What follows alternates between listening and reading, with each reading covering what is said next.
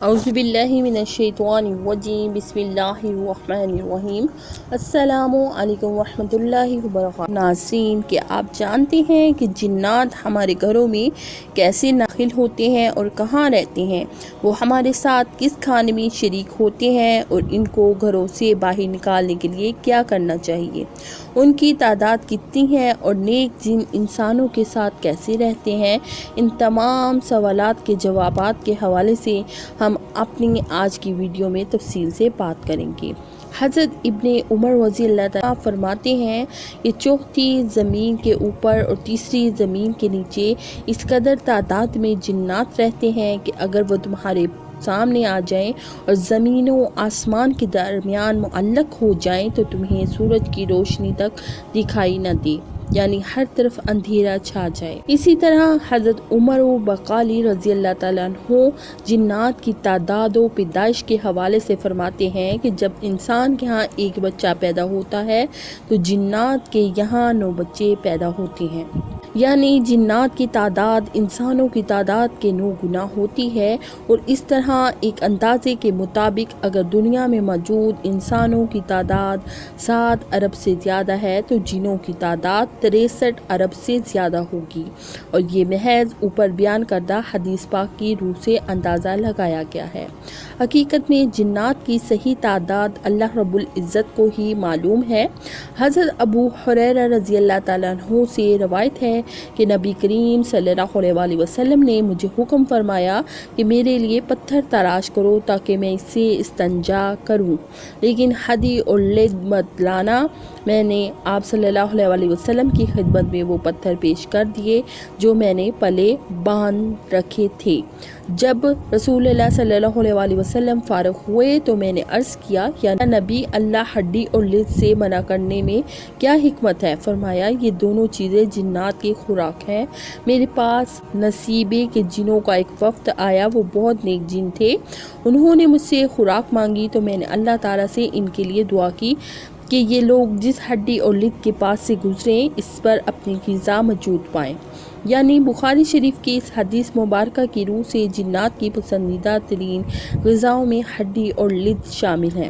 نزاہت القاری جلد نمبر 7 میں ہے کہ جنات جس بھی ہڈی کو لیتے ہیں اس پر انہیں گوشت ملتا ہے، اور جس لد گوبر کو لیتے ہیں وہ ان کے لیے دانہ یا پھل بن جاتا ہے۔ اس لیے یہ اشکال وارد ہی نہیں ہوتا کہ گوبر تو ناپاک ہے تو اس کا کھانا اس کے لیے جائز کیسے، کیونکہ ماہیت بدلنے سے ناپاک چیز پاک ہو جائے۔ جنات ہڈی اور لد کے علاوہ بھی کئی چیزیں کھاتے ہیں، جیسا کہ حضرت عمر فاروق رضی اللہ تعالیٰ عنہ نے جب ایک انصاری سے پوچھا جو کہ جنات کے چنگل میں پھنس کر واپس لوٹ آیا تھا کہ جنات کی غذاؤں کے بارے میں بتاؤ، تو اس نے عرض کیا، وہ لوبیا کھاتے ہیں اور ہر وہ چیز بھی کھا جاتے ہیں جس پر اللہ تعالیٰ کا نام نہیں لیا جاتا۔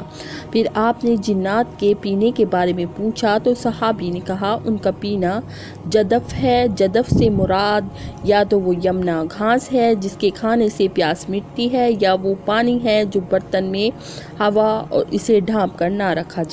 اسی طرح حضرت جلال الدین سیوطی علیہ رحمۃ اللہ نقل کرتے ہیں کہ تمام مسلمانوں کے گھروں کی چھتوں پر مسلمان جن رہتے ہیں۔ لوگ جب دوپہر اور رات کے کھانے کا دسترخوان بچھاتے ہیں تو جنات بھی چھتوں سے اتر آتے ہیں اور ان کے ساتھ ہی بیٹھ کے کھانا شروع کر دیتی ہیں۔ ان کے ذریعے اللہ رب العزت شریر جنات کو گھروں سے بھگا دیتا ہے، یعنی جنات نہ صرف گھروں میں آباد ہوتے ہیں بلکہ انسانوں کے ساتھ کھانا بھی کھاتے ہیں، اور گھروں میں موجود نیک جنات کی وجہ سے شریر جنات گھروں سے نکل جاتے ہیں۔